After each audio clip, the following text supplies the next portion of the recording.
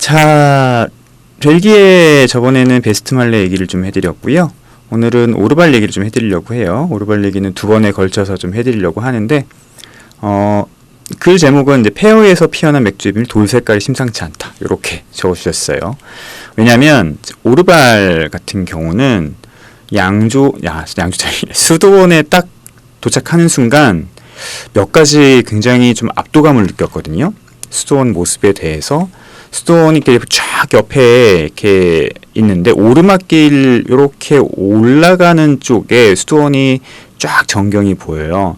근데 첫 번째 느꼈던 것은 오래된 것에 대한 혹은 원시적인 것에 대해서 오는 경외감이었어요. 되게 오래됐구나. 근데 역사를 보면은 뭐 오래되긴 했지만 아주 오래되진 않았지만 어쨌든 원시 공동체 같은 느낌이 좀 들었어요. 그 수도원 자체의 모습이. 그러니까 정말 초창기 수도사들의 어떤 기운 이런 게 그냥 묻어 있다는 걸 좀 느꼈고, 두 번째는 규모적으로 또 굉장히 압도감 이런 것들이 좀 느껴지더라고요. 그리고 또 하나 왜 돌 색깔이 제목에 나왔냐면 이 오르발 수도원을 딱 보는 순간 이 돌들로 쫙 되어 있는데, 수도원이 돌들로 만들어졌는데 노란색이었어요. 노란색. 그래서 이 노란색 돌의 비밀이 뭘까? 왜 노란색이지? 뭐 이런 생각을 하면서 좀 수도원을 갔던 기억이 있고요. 수도원이 굉장히 외진 곳에 있는데 이 오르발 지역, 특히 이제 바로 옆에가 프랑스입니다. 프랑스와 굉장히 경계와 맞닿아 있는 플로렌빌이라는 지역에서도 또 굉장히 경계와 가까운 지역이 있는데, 이 지역이 재밌는 게 이 돌이 많아요. 그러니까 이 수도원 이 색깔만 노란색 돌이 아니고 그 지역에 있는 집들이 다 이런 노란색 돌을 좀 갖고 있고, 굉장히 외진 곳에서 저희만 있을 줄 알았더니 보니까 차들이 꽤 많이 세워져 있고 사람들이 이렇게 뭔가 사갖고 나오는 모습들이 보이는데 맥주를 사갖고 나오더라고요. 왜냐면 그 1층에 있는 그 판매점에서 인당 맥주를 한 박스씩 6개들이를 이렇게 판매를 해요. 그래서 들려서 맥주를 사가져오는 모습 볼 수 있고, 또 수도원으로 가기 전에 보면은 또 수도원에서 운영하는 또 레스토랑이 있습니다. 여기서 이제 저희가 오르발 맥주를 마셨죠. 근데 이 오르발이라고 하는 지역이 그 많이들 아시겠지만 이 전설이 하나 있거든요. 이 지역이 오르발 맥주의 로고를 보면 그 물고기 하나가 반지를 물고 있는 걸 볼 수 있어요. 이게 숭어거든요. 그 송어가 왜 있는지가 바로 이 전설과 연결이 되어 있습니다. 그러니까 이게 이제 언제까 고민하는 거죠. 이게 전설로 되어 있지만 과연 이 반지를 빠뜨린 반지가 연결된 전설이 언제부터인가가 이제 또 재밌는 또 이야기 되는데, 이제 이런 전설이 내려오는 거죠. 한 귀족 여인이 이 지역을 지나가다가 청혼 반지를 이렇게 물에 빠뜨립니다. 샘물에 빠뜨립니다. 그런데 이제 이 반지를 빠뜨린 여인이 기도를 해요. 이 반지를 다시 되찾게 해주시면 내가 이곳에 아주 멋진 훌륭한 수도원을 짓겠다라고 기도를 하죠. 그때 송어가 딱 나와서 반지를 물고 올라온 거예요. 그래서 그녀가 기뻐하면서 이곳은 발도르 하면서 이곳이 황금의 계곡이라고 하면서 외치면서 이제 이곳의 수도원을 이제 후원을 했는데요. 이 발도르가 바로 오르발이라고 하는 지역명의 또 기원이기도 합니다. 그런데 이 반지를 빠뜨린 사람이 되게 유명한 사람이에요. 되게 저희가 귀족 여인이라고 했지만 마틸다라고 하는 여인인데, 토스카나의 마틸다, 투스카니의 마틸다, 카노사의 마틸다라고 하는 여인입니다. 이 여인이 역사적으로 대단한 사람입니다. 그 중세의 여장부라고 불렸던 사람인데, 카노사의 굴욕이라고 아시나요? 1077년에 하이니 4세가 이탈리아 토스카나 카노사 성 앞에서 교황 그레고리 7세의 무릎을 꿇고 눈 위에서 3일 동안 맨발로 무릎을 꿇고 파면을 철회해달라고 빌었던 그 교황과 황제의 그 권력 싸움의 정말 끝을 보여주는 엄청난 일이죠. 이 일이 1077년에 있었는데, 이 카노사의 굴욕에 있는 그 그레고리 7세를 후원했던 사람이 바로 이 마틸다예요. 이 마틸다가 왜 그레고리 7세를 후원했는지 그 얘기하면 진짜 1시간이 넘어가기 때문에 그건 한번 찾아보시면 될 것 같아요. 근데 그분이 바로 이 오르발에 수도원을 세우는데 후원을 한 굉장히 유명한 사람입니다. 오르발은 우리는 잘 모르지만 굉장히 지역에서는 유명한 수도원이고요. 근데 이 수도원이 이제 처음에 만들어진 게 1070년인가 그럴 거예요. 1070년인가 71년인가 시작이 이렇게 되거든요. 그러니까 이 반지를 빠뜨린 건 아마 1069년 이전이 아닐까. 그러니까 거의 1000년 전 얘기인 거잖아요. 네.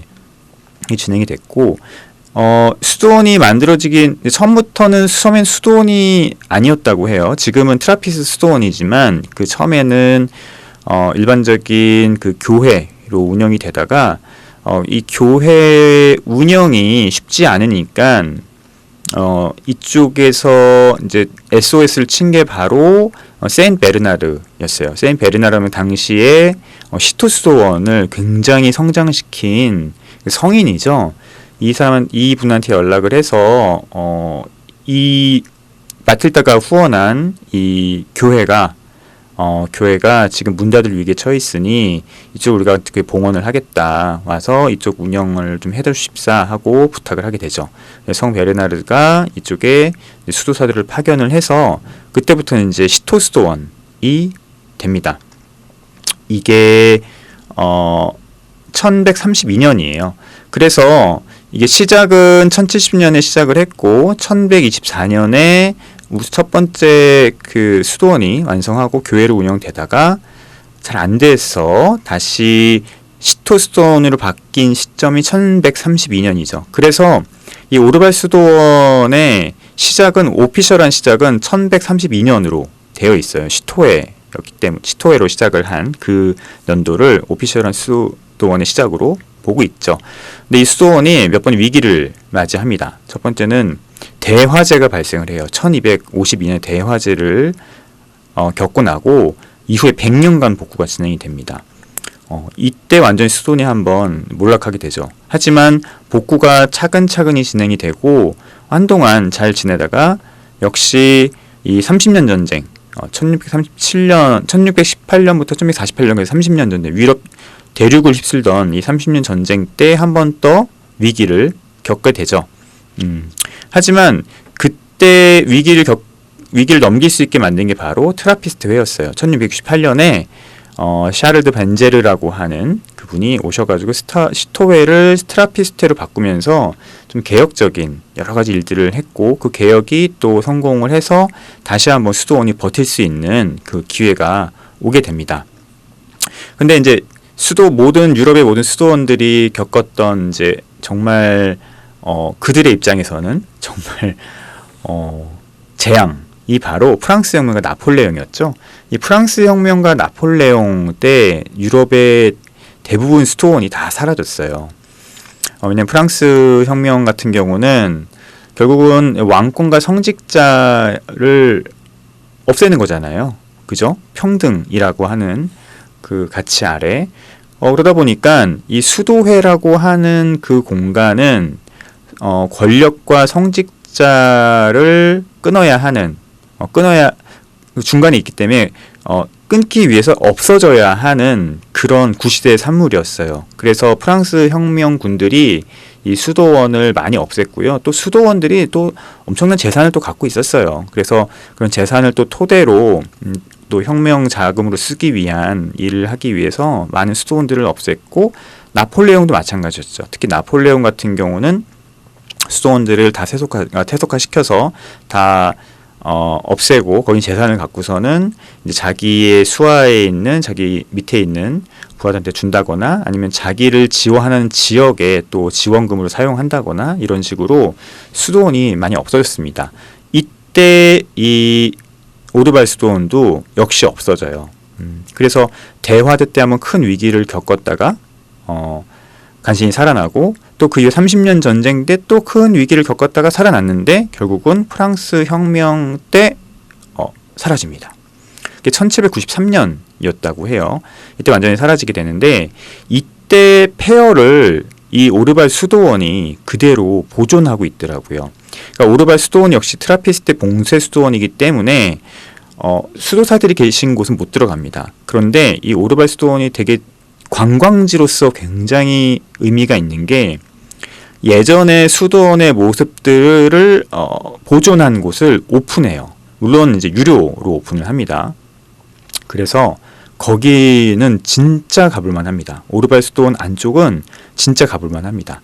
10유로인가 6유로인가 10유로인가 10유로 안쪽이었어요. 8유로였던 거 6유로인가 8유로였는데 들어가면 수도원에서 예전에 이제 있었던 그런 어떤 유물들을 보존을 해서 쭉 전시를 해놓고요. 예전에 수도원의 모습을 복원한 그런 어떤 모형도 볼 수 있고, 또 예전 수도원의 흔적들을 쭉 해서 기둥이라든지 석상이라든지 이런 모습들을 쭉 전시를 해놓고 있고요. 또 내려가서 보면은 공원처럼 돼 있었는데 그 공원이 물론 복원을 해놓은 거죠. 그런데 돌들로 쫙 돼 있어요. 그러니까 같은 벨기에인데도 불구하고 베스트말레 지역은 저 북쪽 지역은 돌이 없어요. 그러니까 벽돌 문화로 돼서 벽돌을 만들어서 집을 짓거나 수도원을 만들었다고 하면 이 오르발은 남쪽이거든요. 프랑스와 접해 있는 이 오르발은 이 돌들이 되게 많은 거예요. 근데 이 안쪽에 들어가면 다 노란색입니다. 그래서 이 노란색이 뭐지? 무슨 돌이지? 하고 봤더니 수도원을 안내하는 그런 곳에 이 돌들의 정체를 얘기를 해놨더라고요. 라임스톤, 석회암이고요.